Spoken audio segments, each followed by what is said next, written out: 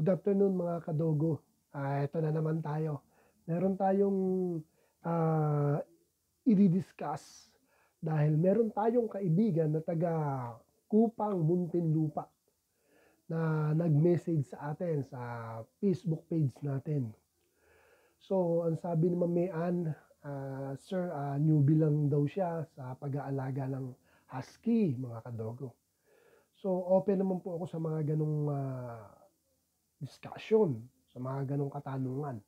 Yun naman po talaga ang purpose natin pag may nagtatanong, sasagutin natin na maayos kung ano yung pinakaalam natin na the best para dun sa katanungan nila. Kaya yun mga kadogo, no? Ang unang-unang tanong sa akin ni Ma'am Mean, Sir, nakita ko po yung vlog ninyo. Puro husky po ang alaga nyo and may si Chu. Nung una nagda-doubt pa siya magtanong, parang pinalalabas niya hindi siya yung may problema, kakilala niya raw. So later on, tinapat ko siya siguro sa yan mama, no? Yan, nakabili daw siya, tatapatin niya raw nakabili siya. Kaya lang baka raw mabas siya kung sasabihin niyang ganon, baka iba nga naman sasabihin ka agad pabaya, dapat di na bumili. Huwag natin ganunin mga kadogo. Dahil hindi naman bumili ng aso para pabayaan. Siyempre, passion niya yun kaya niya binili, gusto niya. So, aalagaan at aalagaan niya ng maayos yun. Kaya nga ito, naglakas loob siya para magtanong sa atin. Ang concern niya bakit daw kahit anong pagkain ang binibigay niya, bumibili pa siya minsan ng pure meat para pakain, ayaw daw kainin. May time na hindi kinakain ng husky niya. Ang husky niya, male pa yun. Tapos siya, medyo may dominant konting sa pagkain niya dahil male, mga kadogo, di ba? Kaya lang yung kanya raw ay talagang hindi, namimili raw. Ano raw ba ang the best vitamins or the best na gawin para kumain ng maayos ang husky? So tayo po sa experience po natin, ilang years na po tayong breeder for 8 years. Iba-ibang dog. Pero sa lahat ng breed na naalagaan ko, medyo nakakita ko ng negative sa pag-uugali sa way ng pagkain, yung husky at yung Shih Tzu, which is yun yung nasa akin pa ngayon. Kaya lang kabisado ko na mga kadogo, kaya alam ko gagawin ko kung paano sila kumain ng malakas. So, ganito mapapayo ko sa iyo, mamian. Hindi lang sa iyo, sa mga beginner, and even sa mga matatagal na rin breeder. Pero mostly, ito yung papayo ko sa mga newbie. At yung mga gustong mag-alaga ng husky or ng ibang breed ng dog. Kasi po, ang husky po talaga namang may ugaling picky eater. And even Shih Tzu, picky eater. Yung na-observe ko, dami ko po naalagaan, iba-ibang breed. Sila talaga yung picky eater sa lahat. Well, correct me if I'm wrong po sa ibang breeder, akin po kasi, yun yung sa experience ko po. Pero hindi naman po yun ang concern ng pagbablog natin dito and ng discussion. Ang concern natin dito is paano makakain na maayos. Yun yung mga alaga natin na picky eater. Okay? Ako po kasi ang ginagawa ko bilang dog breeder, bilang handler, bilang dog lover, hindi po ako nagre-rely sa isang klase lang ng pagkain. Dahil picky eater po sila, iba-iba po ang pinapakain ko sa kanila. Kunyari po, gusto nila dog food. Okay, magana sila sa dog food. Hindi ko binibigay yun ng regular. Kasi magsasawa sila. So kung ganado sila sa dog food, papakainin ko sila ng dog food. Tapos kinabukasan or after 3 days, iba na yung papakain ko ng dog, iba na yung papakain ko sa kanila. Or iba yung sa maga, iba yung sa hapon. Twice po kasi ako magpakain sa adult, mga kadogo. Ngayon, pag stage ng pregnancy na, 3 times na yan. Tapos mga puppy, 3 times na yan. Bukod sa breastfeed po yun, ano? So, ang ginagawa ko po ganun, iba-iba.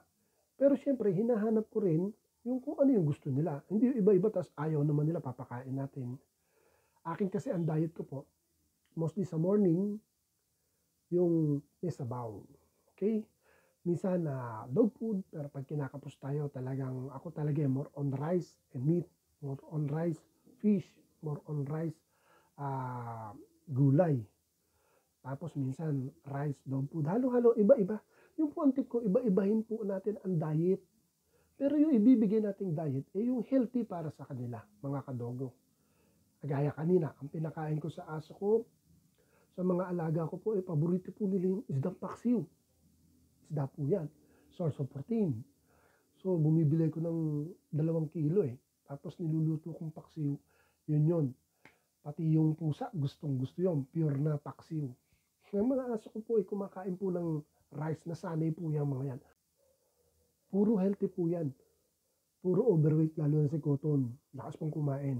So kaya kaninang maga, isasample ko po sa inyo na actual. Ang pinakain namin dyan rice with paksiw na GG.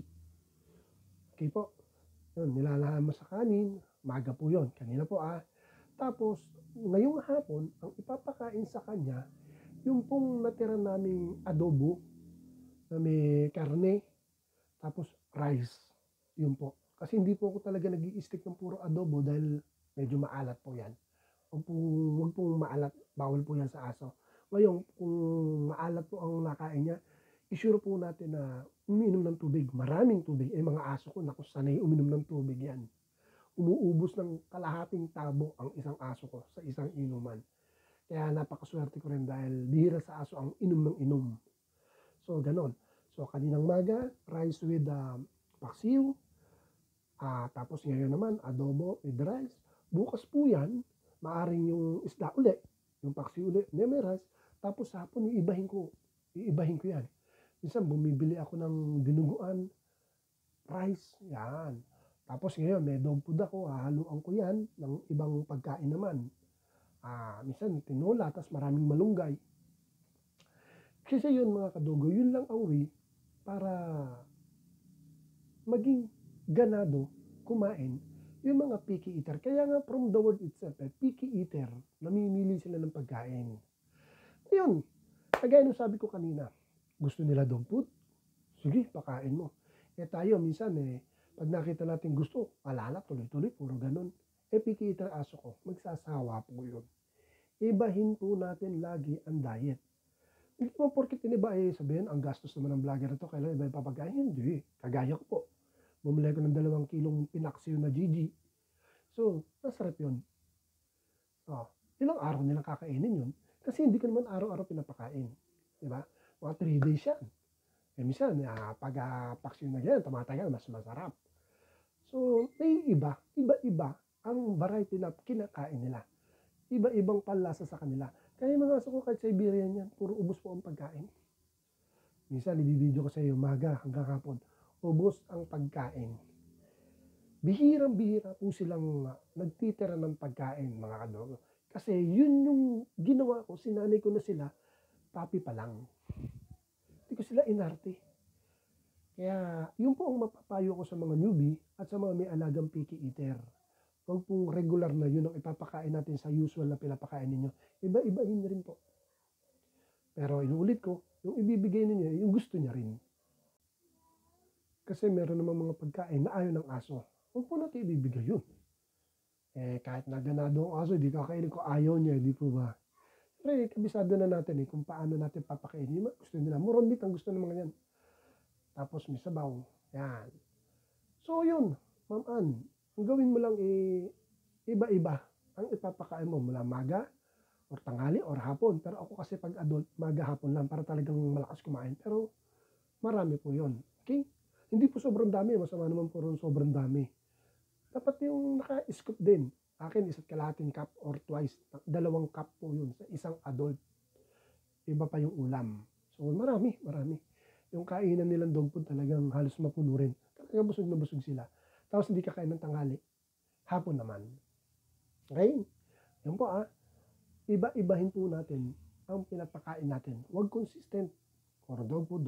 Magsasawa talaga po. Kahit karne yan. Kung araw-araw karne. Lalo na kung mga Siberian and Shih Tzu, medyo picky eater mananawa. Kaya iba-iba. Kasi ako kabisado ko na yung gagawin ko. So Ma'am Ann, sana ito, nakatulong tong vlog ko sa iyo, na request mo. Ako